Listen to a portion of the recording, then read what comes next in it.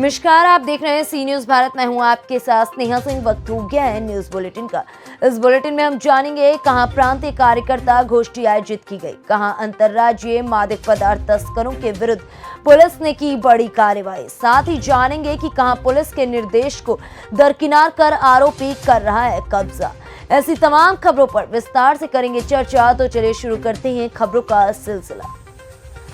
जनपद बलरामपुर में अखिल विश्व गायत्री परिवार द्वारा भगवान बुद्ध की तपस्थली श्रावस्ती नवंबर 2022 में होने जा रहे युवा महाआयोजन प्रांतीय युग सृजेता शिविर हेतु बलरामपुर के लव इंटरनेशनल लॉन में रविवार को प्रांतीय कार्यकर्ता गोष्ठी आयोजित की गई। प्रांतीय कार्यकर्ता गोष्ठी का शुभारंभ बलरामपुर चीनी मिल के अधिशासी अध्यक्ष प्रवीण गुप्ता व शांति कुंज के प्रतिनिधि केपी दुबे के देव पूजन के साथ उसके बाद पचपेड़वा ब्लॉक के अंतर्गत नारायणपुर जुड़वानिया में संजय त्रिपाठी की अगुवाई में मंगलवार को प्रांतीय कार्यकर्ता गोष्ठी का शुभारंभ किया गया।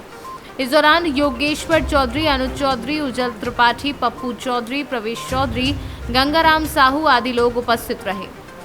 बलरामपुर से सीनू संवाददाता अजय कुमार आर्य की रिपोर्ट।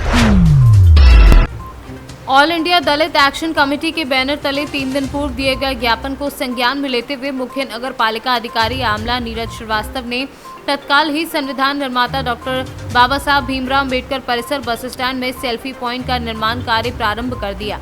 विजय अतुलकर ने बताया कि ऑल इंडिया दलित एक्शन कमेटी के बैनर तले करीब 3 दिन पूर्व नीरज श्रीवास्तव को ज्ञापन के माध्यम से बाबा साहब अम्बेडकर परिसर में सेल्फी पॉइंट बनाने की मांग की गई थी, जो आज नगर पालिका द्वारा परिसर में सेल्फी पॉइंट बना दिया गया है।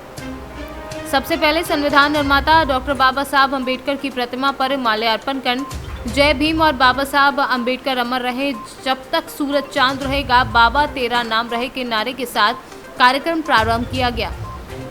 इस मौके पर साबिर शाह ने कहा कि ये हमारे लिए बहुत ही गर्व का विषय है। 3 दिन में ही नगर पालिका अधिकारी नीरज श्रीवास्तव द्वारा ज्ञापन को संज्ञान में लेते हुए तत्काल कार्यवाही को इस प्रकार हर विभाग के अधिकारी और कर्मचारी अगर चाहे तो आमला को नंबर 1 नगर बना सकते हैं। बैतूल से सीनू संवाददाता संदीप वायकर की रिपोर्ट। चतरा में अंतर्राज्यीय मादक पदार्थ तस्करों के विरुद्ध हटरगंज थाना पुलिस ने बड़ी कार्यवाही की है। एसपी राकेश रंजन को मिली गुप्त सूचना के आधार पर 16 किलो गांजे के साथ एक तस्कर को गिरफ्तार किया है। प्रशिक्षु डीएसपी धनंजय राम एवं अंचलाधिकारी मिथिलेश प्रसाद के नेतृत्व में गठित स्पेशल टीम ने थाना क्षेत्र के पंडरी कला स्थित प्रकाश सिंह के घर में छापेमारी अभियान चलाकर कार्यवाही की है। प्रशिक्षु डीएसपी धनंजय राम ने बताया कि एसपी राकेश रंजन को गुप्त सूचना मिल रही थी कि झारखंड बिहार के सीमावर्ती क्षेत्र में गांजा की खरीद बिक्री की जा रही है।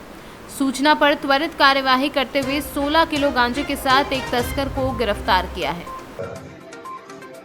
सूचना का सत्यापन करने के पश्चात हमने एक टीम बनाया, जिसमें मैं CO Hunterganj, inspector Pramod Pandey, sub inspector Satish Kumar Das, PSI Niranjan Kumar और सब इंस्पेक्टर सुजी प्रसाद शामिल हुए।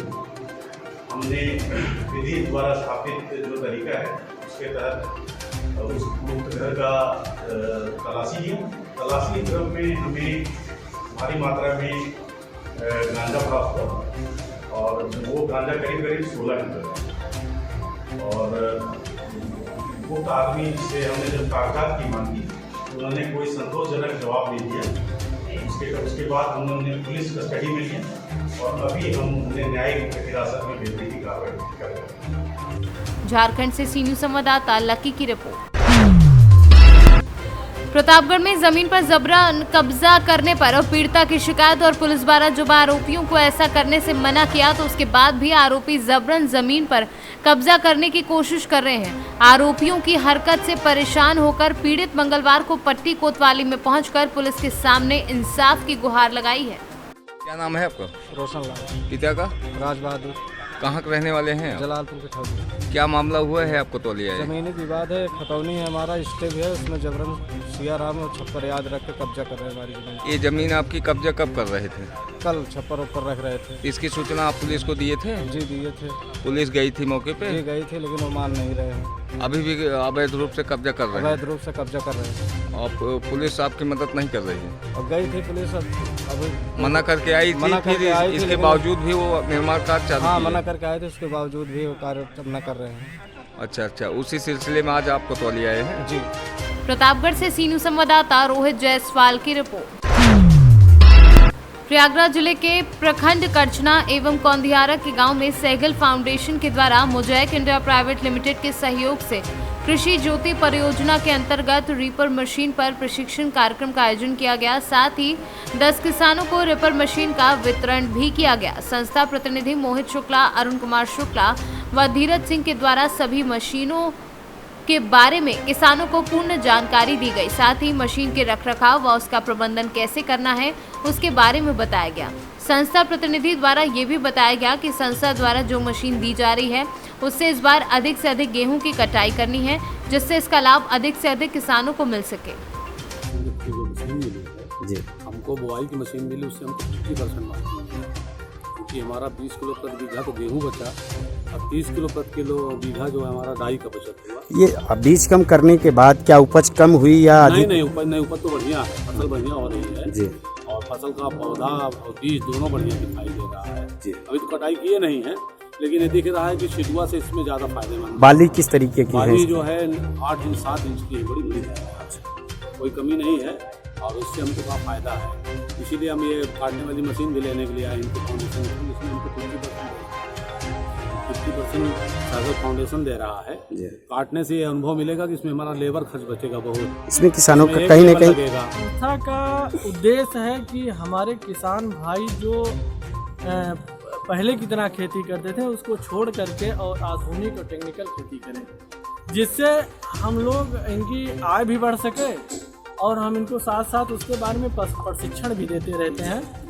जैसे कि अभी तक ये सब छिटकुआ विधि से गेहूं की बुआई करते थे, हमने यहाँ आके देखा तो उसके जगह पे हम लोग यहाँ पे सीड्रिल की व्यवस्था की कि जहाँ 40 किलो ये लोग एक बीघे में डाल रहे हैं गेहूं की बीज, वहाँ पे उसको ना करके 20 किलो डालें और खाद छिटकुआ विधि से डालते हैं तो अलग पड़ी रहती है और गेहूं को पर्याप्त न्यूट्रिएंट नहीं मिल पाता है।